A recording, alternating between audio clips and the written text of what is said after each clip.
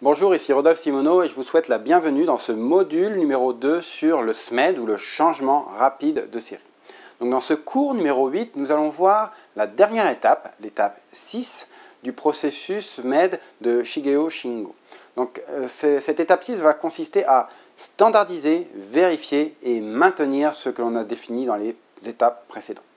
Alors dans ce cours, nous allons voir plus spécifiquement quelles sont les étapes de la pérennisation du processus SMED, quels sont les outils que vous allez mettre en œuvre, que vous allez utiliser, et quelques exemples d'applications pour pérenniser la démarche. Donc cette étape de standardisation, de vérification et de maintien des bonnes pratiques, des pratiques que vous avez définies dans votre chantier SMED, si c'est dans le chapitre numéro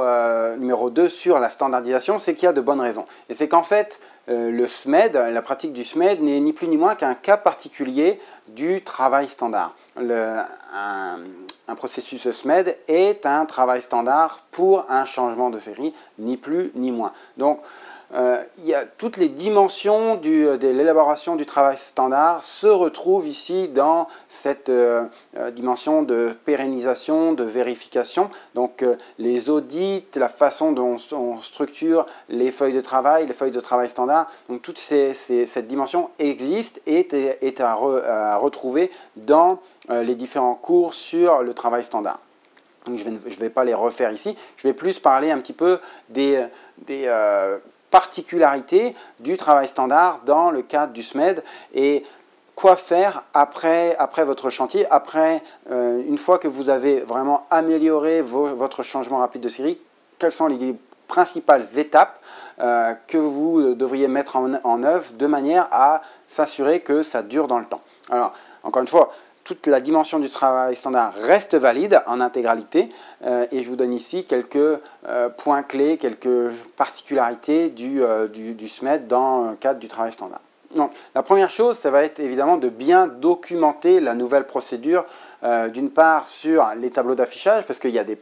personnes qui ont participé à l'atelier, à la réalisation de ce SMED. Donc ça va être d'afficher les résultats de cet atelier, de ce chantier auprès des personnes qui n'ont pas participé et de faire valoir les premiers résultats à l'issue du chantier. Donc un chantier qui peut durer une journée, 2 journées, 3 journées, dépendamment de comment vous allez l'organiser. Mais vraiment d'avoir cette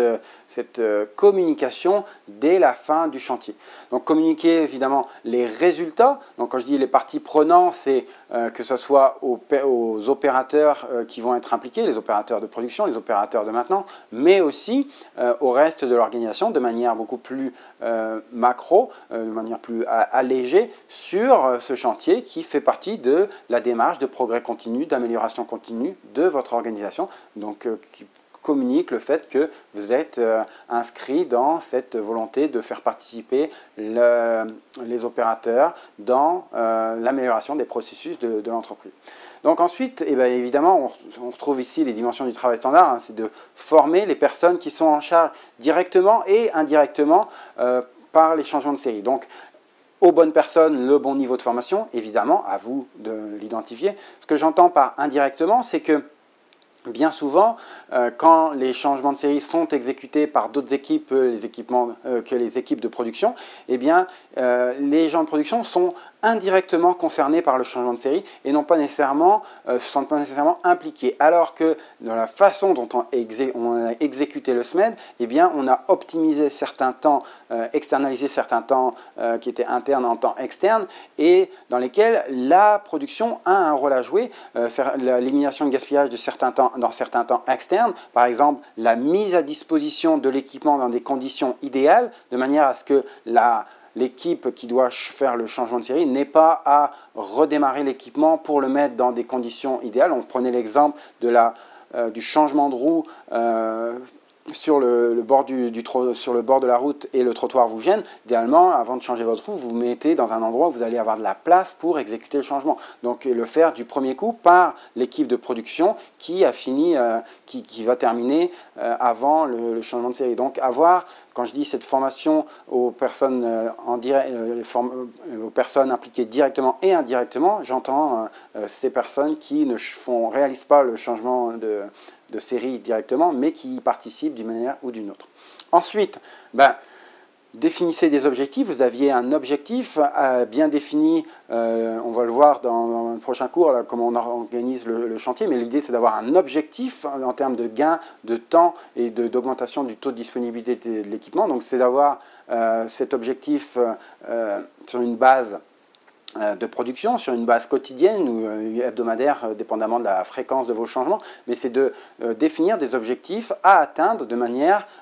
consistante dans le temps sur les changements de série de la même famille, du même type de changement de série, évidemment. Et donc de mesurer et d'afficher, suivre dans le temps les changements de série. Donc à chaque fois qu'il y a un changement de série qui s'opère, de contrôler le temps nécessaire pour l'exécuter et de s'assurer de l'afficher, d'afficher le résultat. Donc je vous mets aussi un petit exemple où on voit sur le tableau d'affichage le dernier temps réalisé, le meilleur temps réalisé et le suivi graphique de l'évolution du temps du changement de série en fonction du temps, dépendamment de la fréquence à laquelle vous exécutez ces changements de série. Et finalement, ça va être d'intégrer les changements dans la démarche globale de progrès continu de l'organisation de manière à le mettre à jour, à le faire s'améliorer une fois qu'on est devenu stable sur le temps de référence et on obtient régulièrement de manière consistante ce temps, et on va rentrer dans cette démarche de progrès continu, challenger le temps réalisé, voir s'il n'y a pas d'autres gaspillages qui peuvent être réalisés. Donc évidemment, par ordre de priorité, l'idée c'est de challenger les processus sur lesquels on est plus à risque, où on a plus de difficultés. Bien évidemment, mais rentrer vraiment dans ce qu'on discutait dans le travail standard, c'est une fois qu'il y a des audits qui vont être exécutés, qui vont être réalisés sur les chantiers SMED, sur les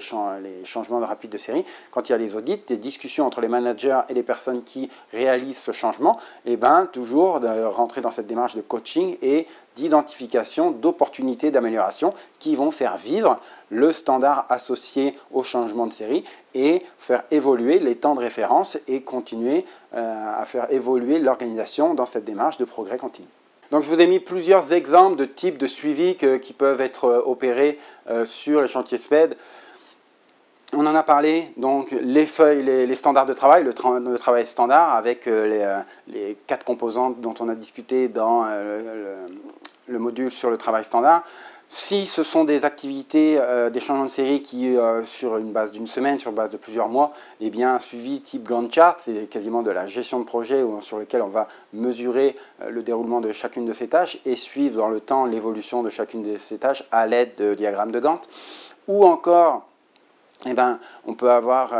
une fois que le chantier SMED a été réalisé, garder pendant un certain temps le tableau d'affichage qui nous a aidé à construire le processus final, de manière à ce que, une fois qu'on a stabilisé un peu le processus, continuer avec les idées Kaizen ou à faire participer ceux qui n'ont pas pu participer à d'autres identifications d'opportunités d'amélioration et à mettre en place des petits Kaizen pour améliorer le processus tel qu'il avait été défini à la fin du chantier. Donc de continuer à faire vivre, à continuer à faire évoluer, à continuer à faire améliorer le travail standard associé au changement rapide de série. Et bien évidemment, l'affichage des indicateurs. Encore une fois, si le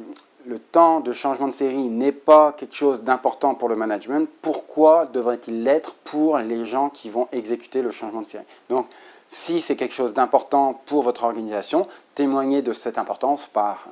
effectivement les audits, notamment par le suivi régulier, le coaching régulier des personnes impliquées pour d'une part, faire vivre cette dynamique autour du meilleur temps à réaliser pour ce changement de série. Donc voici qui conclut ce dernier cours sur l'étape numéro 6 du processus en 6 étapes de Shigeo Shingo pour mettre en place un chantier SMED dans votre organisation de manière à diminuer les temps de changement de série et augmenter évidemment le taux de disponibilité de vos équipements, de vos machines et par là même augmenter votre productivité, mais pas seulement, mais aussi d'augmenter, en tout cas de faire valider la sécurité